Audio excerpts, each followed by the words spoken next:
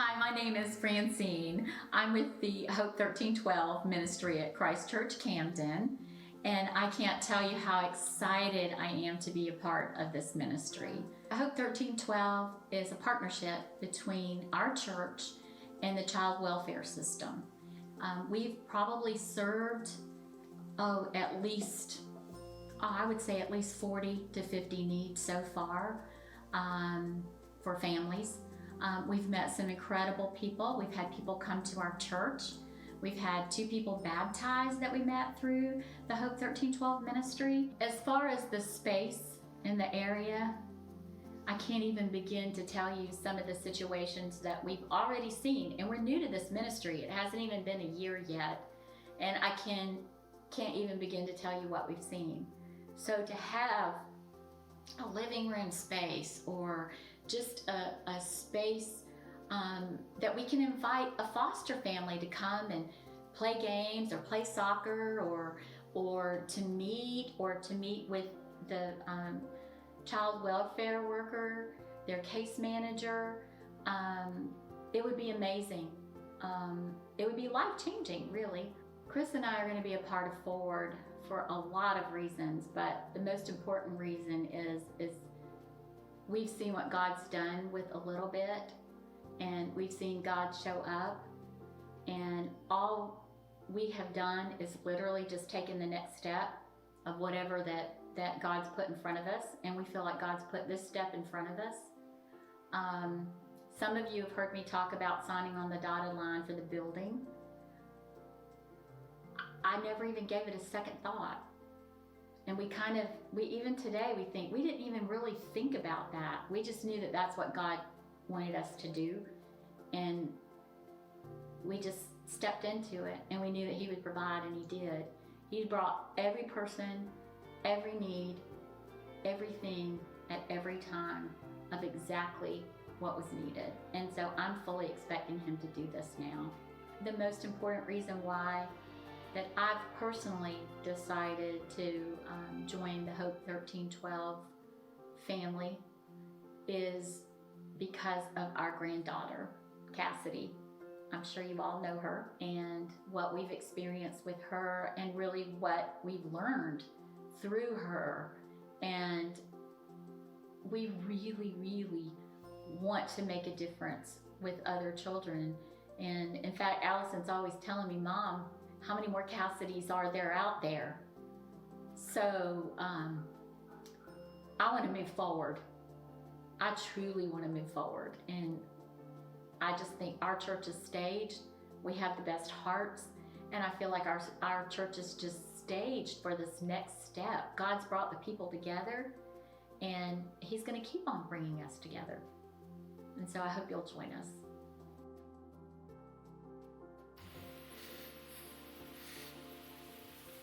Oh yeah, so good. That was so awesome.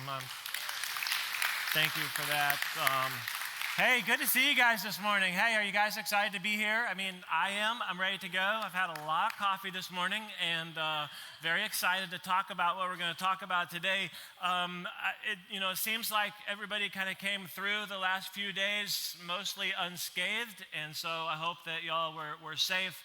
A lot of you even survived Hocus Pocus, and so let's go. Here we go. All right. So, but we still remember a lot of people who are in recovery mode, so let's not forget about them. But hey, on Monday, my wife Chris and I got to hang out down in Orlando with some friends, and it's my group of pastors that I've been with for the last 2.5 years. And I've been learning from them. I've been learning with them. And it's just been helpful for me. It's been really encouraging to me. And you all don't know this, but it's been a big help for all of you as I try to lead and love you. So that group's been really impactful for me in my life.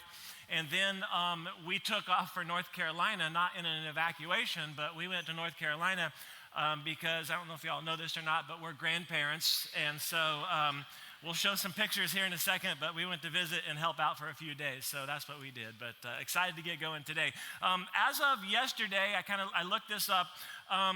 The oldest living person in the world is, and I didn't look today, so if they're still with us today, 118 years and 232 days, okay?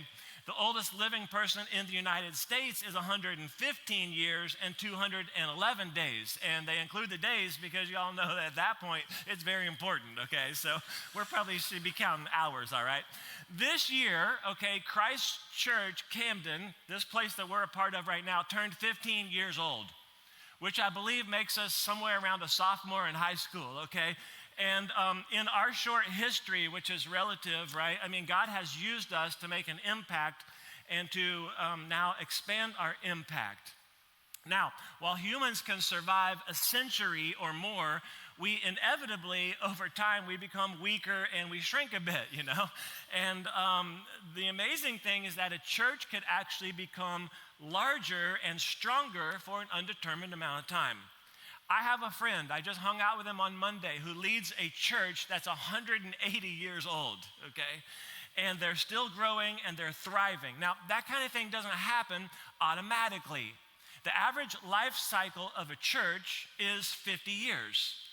And so typically a church will get planted and it will grow for the first 15 years.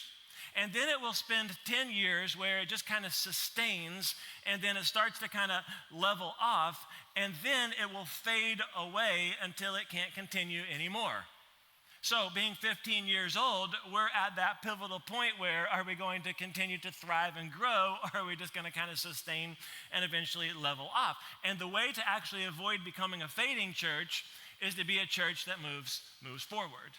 Now, it's easy, okay, to think that if we weren't here, it's easy to think, okay, if people didn't step out 15 years ago and this church wasn't here and we weren't doing what we're doing, or we weren't actually dreaming the kinds of things that we're dreaming, it's easy to say, you know, I bet some other church would just come along and pick up the slack. But we're not simply occupying space. Okay, we're not just playing a role here that some other church would automatically fill if we weren't here. See, I truly believe, okay, that if we don't move forward to see more disconnected and unfulfilled people find or have the opportunity to find a full life in Jesus, that there's really no guarantee that those people will be reached by someone else. Like I really believe if we fail to move forward, it doesn't mean that someone else comes along and just picks up the ball. So Christ Church matters, okay? We're not the only church, we're not the best church, but we matter, okay? The vision and the mission matters. Forward, what we're doing here, it matters. My participation and my engagement matters, and so does yours. And not to state it too strongly, but I do believe that we might just actually be someone else's only hope. Now, some of you, you rolled in today for the first time, or you haven't been, for a couple of weeks, and you're like, what is this whole idea with Forward? And I see t-shirts and banners, and there's a thing out in the lobby. Well, Forward is both our current teaching series, okay? We're walking through the story of Joshua. He's leading the Hebrew people into the promised land, very historical event, okay? And then Forward is also the name of the season that we're in as a church. And just to be clear on all this, I'm inviting all of us in on this, okay? Those of us who are in the room, those who will come to our next service, those of you who are joining us for church online, and I'm inviting into us, believing, okay, that God's expanding our vision and opportunities to do more than we already have in the first 15 years. Okay, yes, there is a financial goal, okay, $4 million over 2 years, and it's a lofty goal. I told you on week number 1, it's a lofty goal, and it's double our normal giving over a 2-year period, yes, and I want to keep stressing this, the primary goal of the whole thing is 100% participation, okay, that everyone who calls this our church would actually step in and do something, right? And so I'm encouraging, I'm asking, I'm inviting you to play a part. And I know that some of us are thinking, well, I don't know if I'm actually going to be here that long. What should I do? Right? You already know that you're moving somewhere else in the next year or probably in 2 years, and you're like, well, do I make a commitment, and what if I don't fulfill it? And I would just say, I would encourage you to be along for the ride for as long as you're a part of it, and to go ahead and make a commitment. And I would even say to maybe even fulfill that commitment, even if you are located in another part of our country, and to be able to do that from a distance. So if you have not watched the video that we put together that explains the entire campaign, I would encourage you to go do that. It's about 10 minutes long. You can find it on our website, christchurchcamden.com. There's an enormous tab there that says forward that will take you to a page where you can find the video. You can see the outline of the projects, the initiative. You can see some of the FAQs there that might actually give you the information that you need. The other thing is, if you don't have one of these bags here, we gave you some miniature swag, some magnets, and a bracelet. There's a commitment card in there we'll talk about in a second. But the brochure is probably the thing that you should really be familiar with. And if you're like, well, I don't have one of those, or I actually set it down somewhere, or I left it behind on purpose, but now I would like to read it, then you can pick that up in the lobby at the table out there, okay? Now, I want you to be aware of one of the most significant dates or events in the whole initiative, and it's our Advanced Commitment event, okay? It happens 2 weeks from today on the evening of October the 16th, okay? And there's gonna be food. We'll have food trucks out there, inflatables. I want it to be a family event, okay? Then we'll be in here for worship. We'll have some prayer, and then we will bring our commitment cards, okay? This is advanced commitment. That means that you should know this. All of our staff families, all of our elder families have already done this a couple of months ago, where they actually filled out this card and they wrote down, hey, as God, gives me the ability and faith, here's what I think I can do for 2 years. We already laid those on the table a couple of months ago, but I'm asking you to come join other leaders, influencers, making a commitment a week before everyone else does here in this room, okay? And so I think it's going to be an incredible memory for us. I think it's going to mark some spiritual momentum for you and for our church as we go forward. The next weekend after that, okay, October 23rd, is when we'll all do that in here together. And if you say, okay, is it really necessary that I fill one of those out? Well, yes, it really is necessary.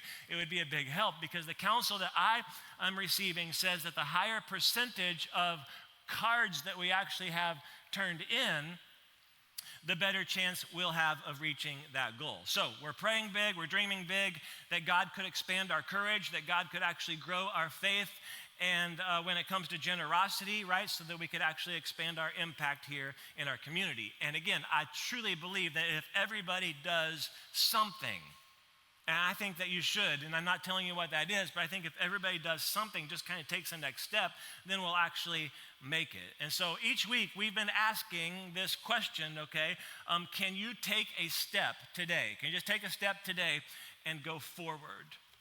And forward movement is just absolutely crucial to everything in your life, because if you stay where you are, then you stay who you are. And I believe there's more for us and for you. So that's kind of all the intro. Here we go in the passage. We pick up the story in Joshua chapter 4. Joshua, new leader, right? Taking the Hebrew people into a new future. We've got these new promises that God has given to him. And you might remember 3 promises that God gave him in the very beginning. Hey, you're about to walk into a land, and wherever you walk, it's all yours. It's reserved for you, earmarked for you. That's promise number 1. Promise number 2, no one can stop you, right? No one's going to be able to stand against you. And promise number 3, I'm with you. So you can count on it. I'm going to go with you every step of the way. And then God pumps them up with some strength and some courage, and we did some rock kazakh, and they're going to need that because of what we looked at last week, right, is that we're going to get all these people, this whole nation, however many that is, maybe as many as 2 million, from this side of the river over to that side of the river, and it's wide and it's deep and it's fast. And God's going to do his part, and he did that last week, right, to stop that river and make it dry ground so everybody could cross over, but he only did that when the people showed their faith by stepping into it, okay? And when we left the story, the people had crossed over the river on dry ground. Now, that God has done this amazing thing, okay, here's what we're going to see today, is that the people are going to do something to impact the future generations because of what's just happened. I mean, how many of you already know this, right, that you will be remembered for something? right? When you're gone and maybe you set a new record and it's 119 years and 123 days, I don't know what it's going to be, but when your time is done here, you're going to be, do you know that? You're going to be remembered for something. And it might be a good thing, it might be a bad thing, but you are going to be leaving behind a legacy. And will it be remembered? Will it be repeated? Will it inspire faith? And that's true for you, that's true for me, that's true for our church. So, Joshua chapter 4, I'm going to read the majority of it, and then we'll unpack it a bit, okay? Joshua chapter 4. Are you ready? Yes. All right. After the entire nation had finished crossing the Jordan, the Lord spoke to Joshua. Here's his message. Hey, choose 12 men from the people, one man for each tribe, and command them, take 12 stones from this place in the middle of the Jordan where the priests are standing. Carry them with you and set them down at the place where you are going to spend the night. So Joshua summoned the 12 men he had selected from the Israelites, one man for each tribe, and he said to them, okay, good job getting across safely. Here's the plan from here. Go across to the ark of the Lord your God in the middle of the Jordan. We talked about that last week. Each of you lift a stone onto his shoulder, one for each of the Israelite tribes, so that, and this is always important, so that this will be a sign among you. Always important when you see so that, okay? The reason we are doing this, he says, in the future, when your children ask you, what do these stones mean to you? You should tell them, the water of the Jordan was cut off in front of the ark of the Lord's covenant. And when it crossed, okay, the ark, when it crossed the Jordan, the water cut off. Therefore, these stones will always be a memorial for the Israelites. And somebody said, okay, let's back up a second. We got across the water and it held. You want me to go back in there? Verse 8, the Israelites did just as Joshua had commanded them. The 12 men took stones from the middle of the Jordan, one for each of the Israelite tribes, just as the Lord had told Joshua. They carried them to the camp, they set them down there, and then, okay, Joshua also set up 12 stones in the, what is that word there? In the, of the Jordan, where the priests who carried the Ark of the Covenant were standing. And the stones are still there today. Let me jump down to 14. On that day, the Lord exalted Joshua in the sight of all Israel, and they revered him throughout his life as they had revered Moses. The Lord comes back to Joshua, command the priests who carry the ark of the testimony, they're still standing out there, to come up from the Jordan.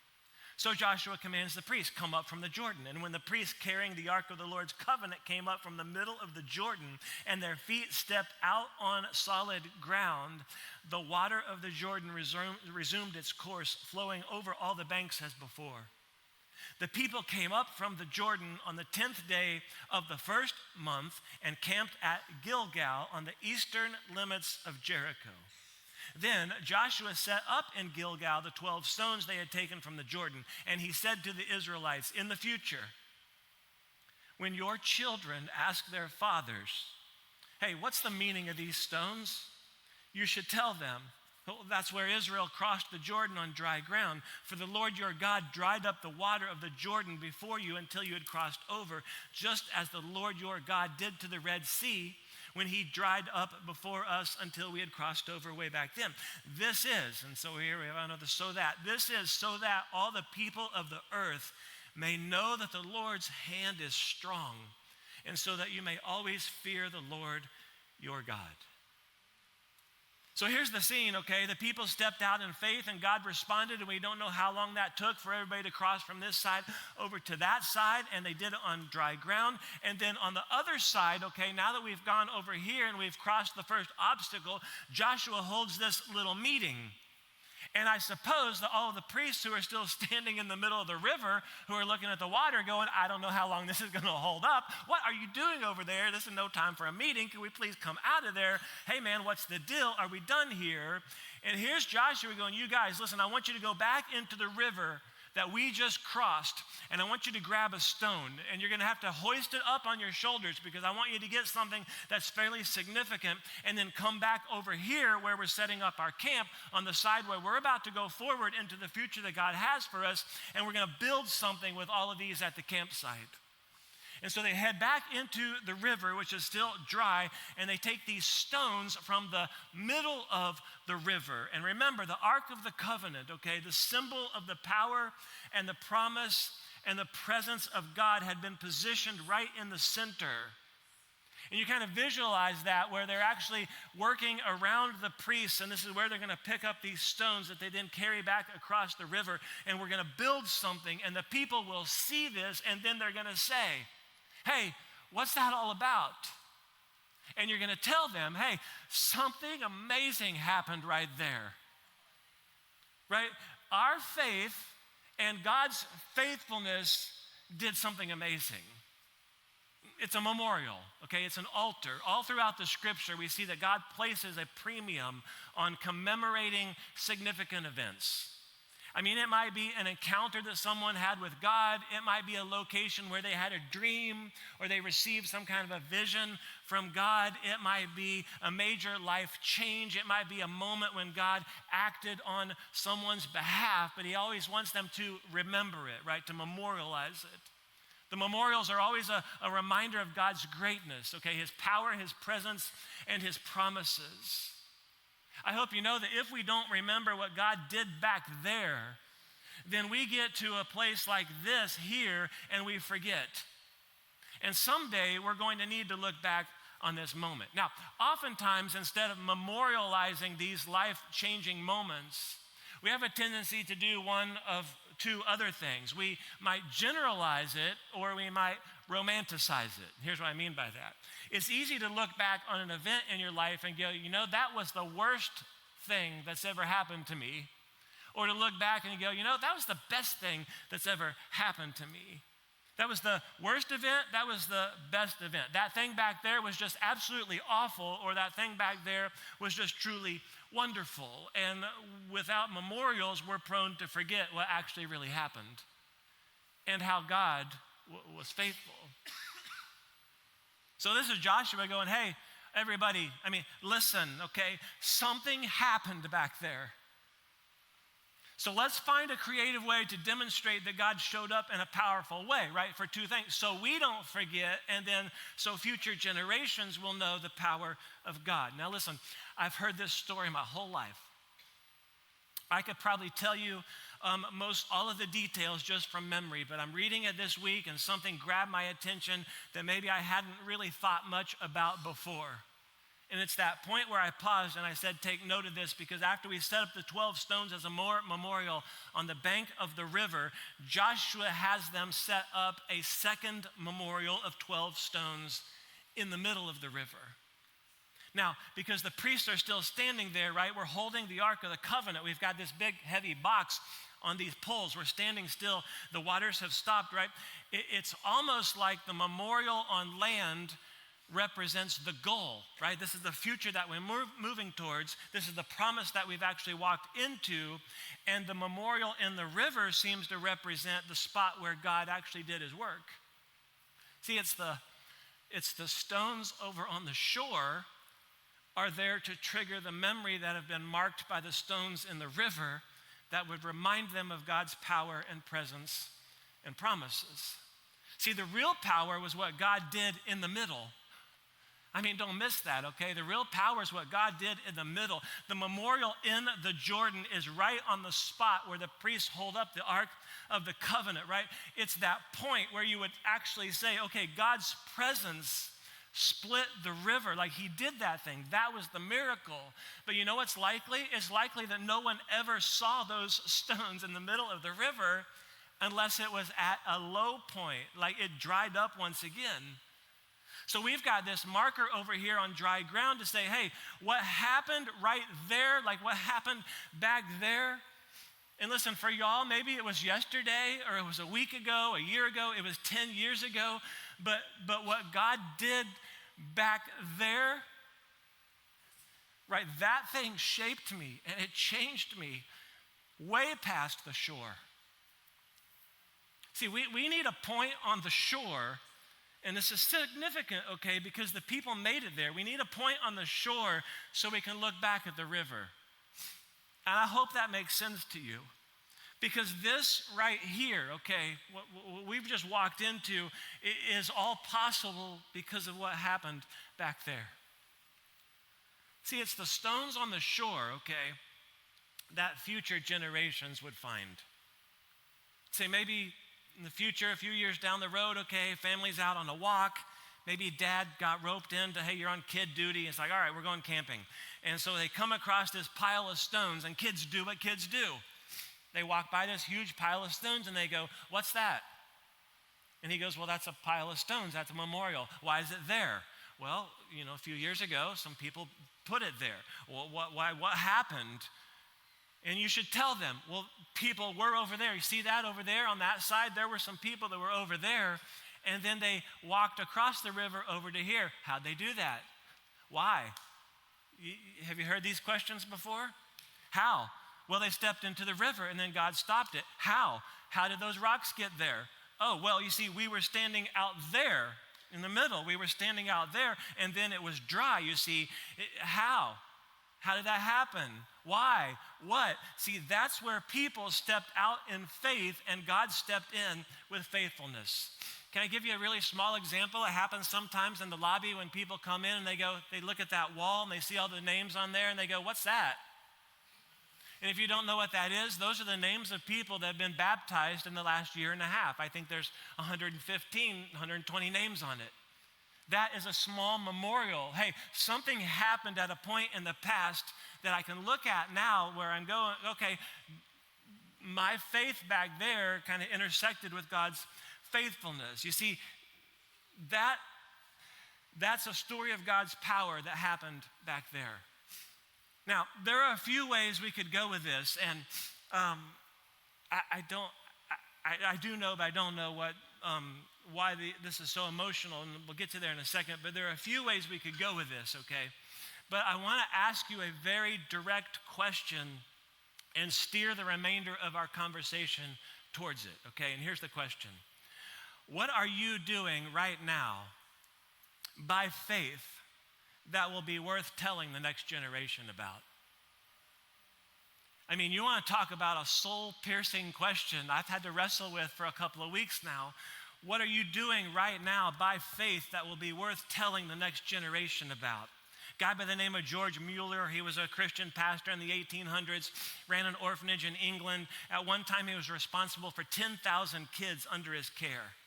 Started 112 schools in his lifetime in which he educated some 120,000 kids at a time, okay, at a time.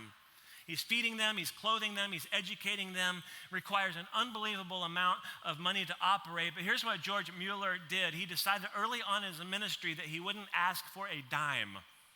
And his belief was that I trust God to bring generous and joyful people into my life. And he's known for this quote, that faith begins where man's power ends. And every day he would write out his prayers, and he left behind those prayers, which were found by loved ones, that got compiled into journals.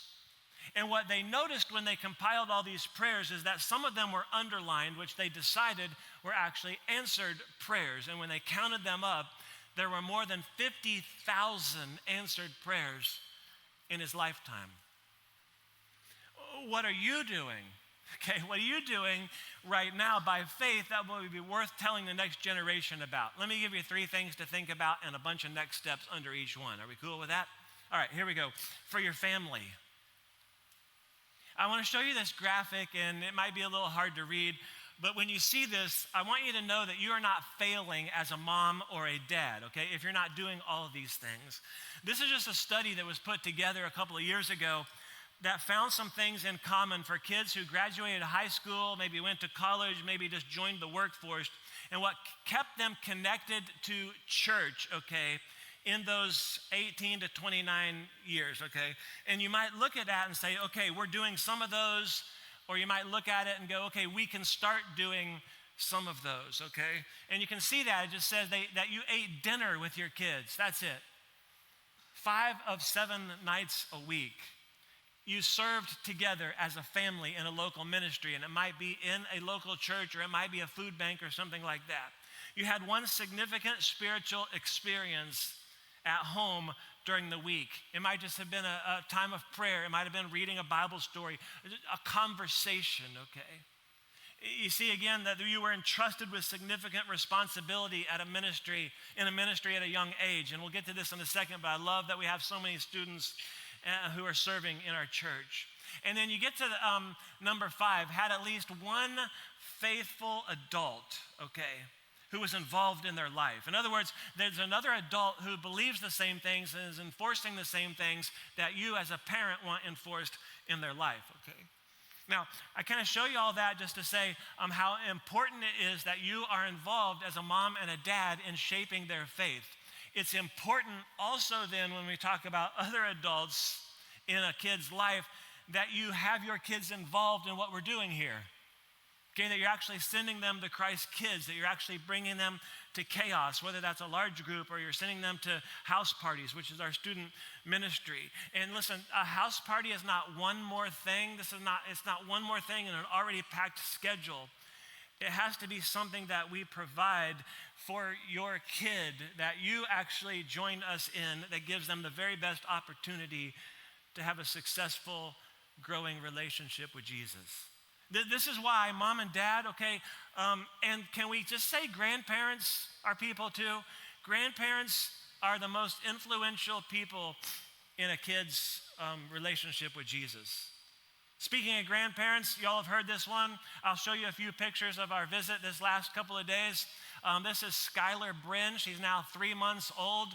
And I didn't dress her. My wife dressed her.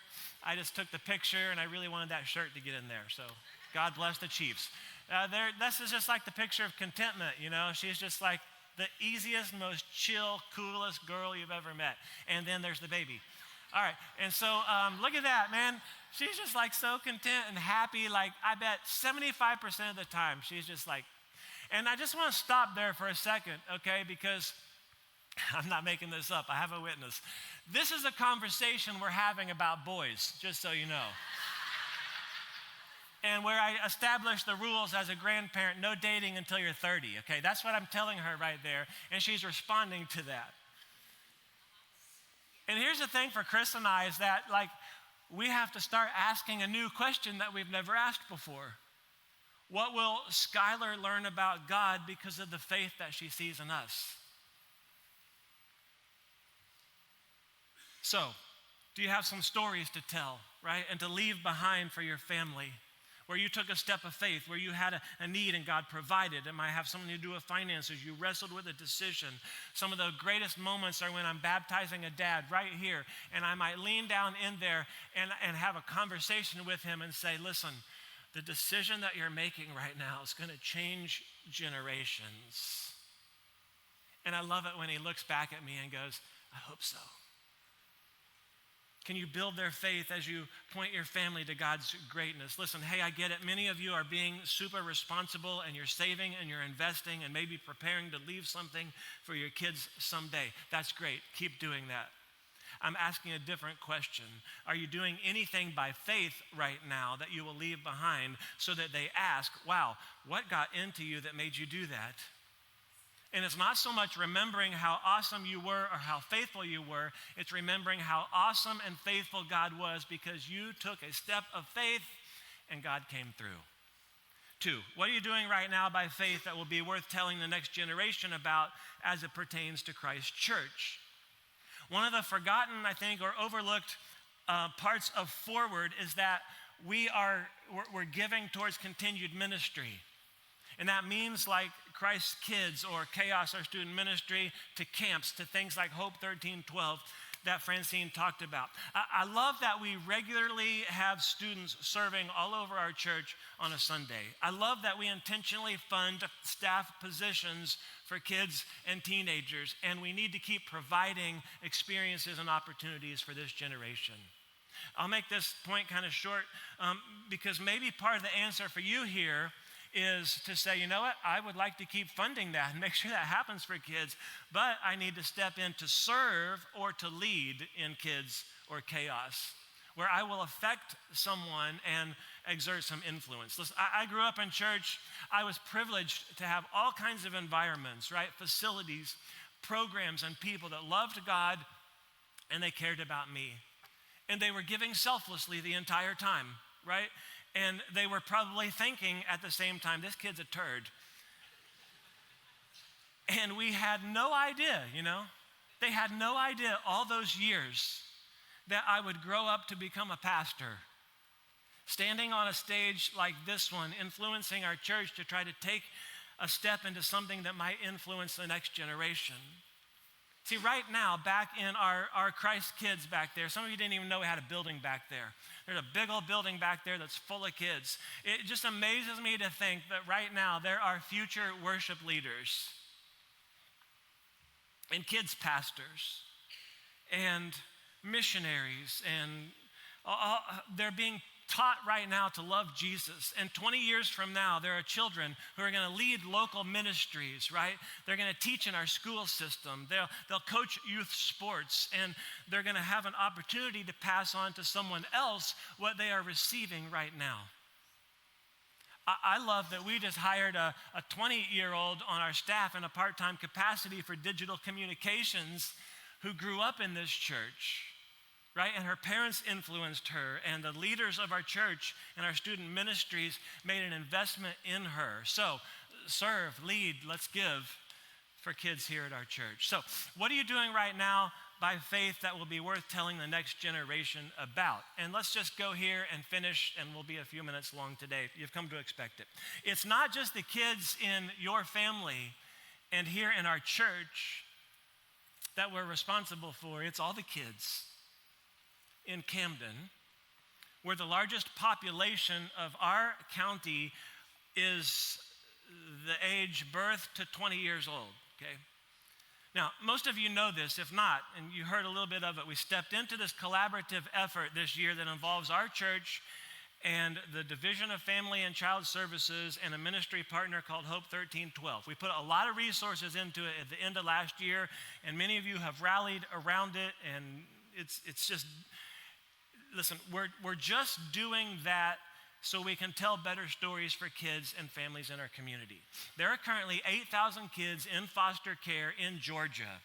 As of yesterday, okay, 150 kids just here in Camden County. Now, there's a financial cost to that, okay? Each kid that ages out will end up costing around $300,000 due to the high probability of all the social services that they will end up needing. There's some other costs as well, okay? 7 out of 10 girls who age out end up pregnant by the age of 21.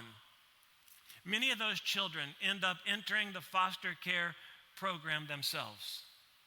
Families continue to break down, right? 20% of the kids who age out of foster care instantly end up homeless. 80% of the boys will be arrested at some point. 1 out of 2 become substance dependent.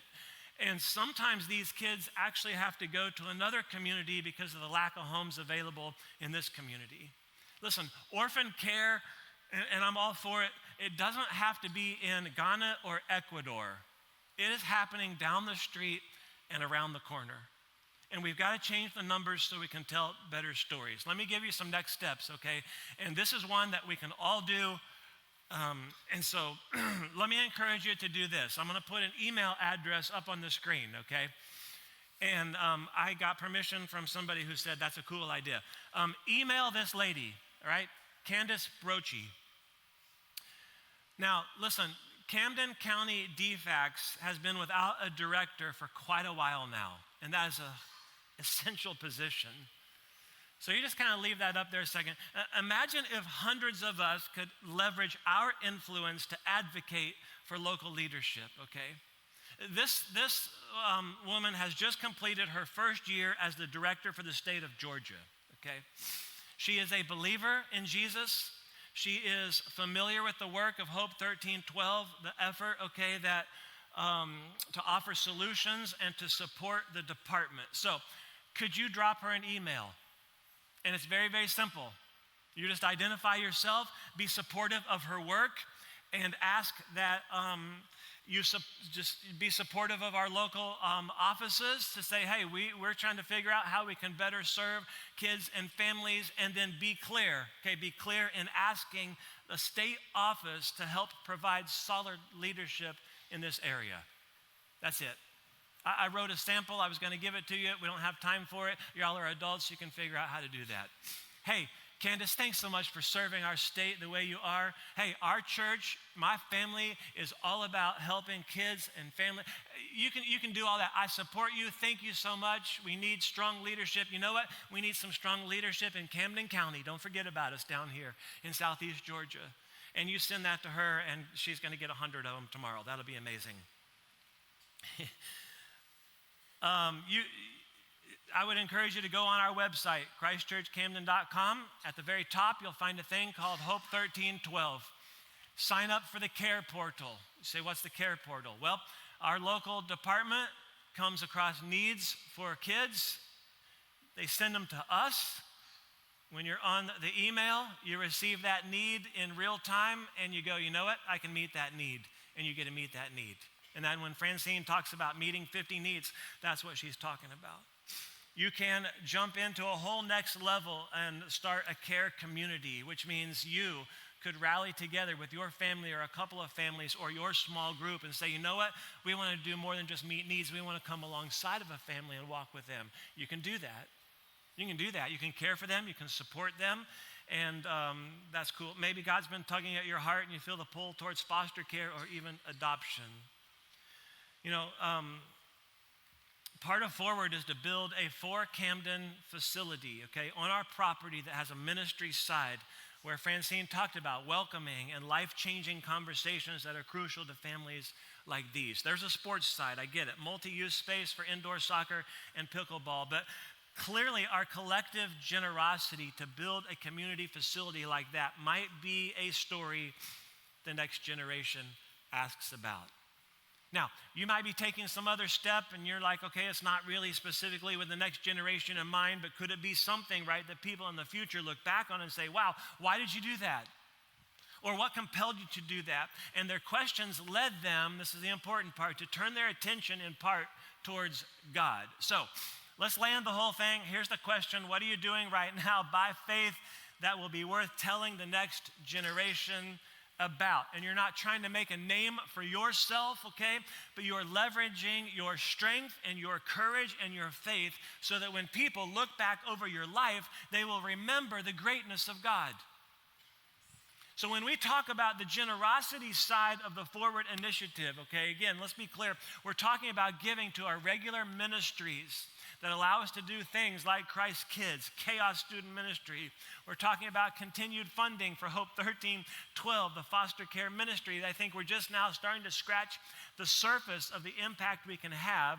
And we're talking about the construction of a facility that truly is a gift for our community, okay, that would see families and kids, okay, and teens find a point of connection, don't miss this part, that truly might be a bridge that they could cross over into a relationship with Jesus. And I think the faith, okay, that we are demonstrating through Forward will cause people to ask questions like, why would you do that?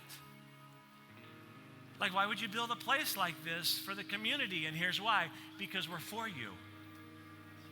Okay, because we're for you, and the love of God has completely changed our lives at some point back there, okay?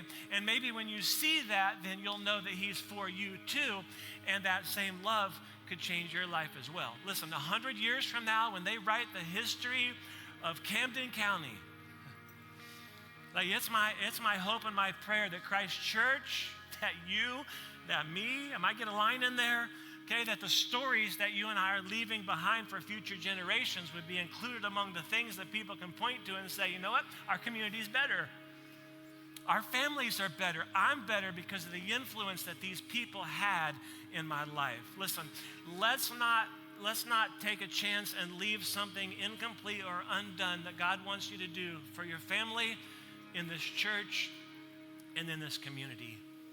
Because I truly believe that what we're doing and stepping into in the next few weeks as part of moving forward, we're setting the stage for several years, that what we do now will someday in the future be part of someone else's story. Okay, because of the ministry we do, the facility they were in, where they go, you know, you did what? What does this mean and why? So let's land here and pray. This is so that all the peoples of the earth may know that the Lord's hand is strong, and so that you may always fear the Lord your God. So God, today we say thank you for these words. God, thank you for this example that you've provided, and the one that Joshua executes just to leave behind a memorial, a reminder of what you've done in our life, that other people might look back on and say, why, how? And we could use those amazing stories of what you've done for us to talk about you so that other people might go, wow, he is amazing too. So God, I pray that what we're stepping into as a church would truly be that kind of thing for other people. And we ask you to give us the faith, the courage, and the strength to take those steps today. And we pray through Jesus. Amen.